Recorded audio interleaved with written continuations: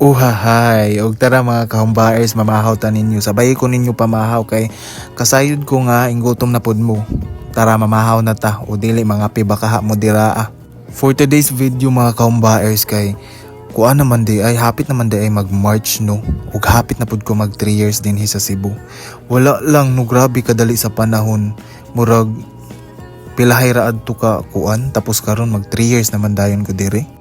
Pero sa tinud-alay lang mga kahumbaers, wala ko nagbasol na diri ko ni ari sa Cebu para mag-work. Kay no, daghag kay opportunity nang iabot sa ako nang nag-start ko work diri sa Cebu.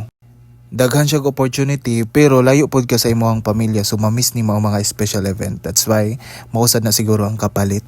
Tapos ang kalisod pag mga kahumbaers kay kung magkasakit ka o ikaw da isa. Ikaw ra sa magtambal sa imong kaugalingon. Ahay nako.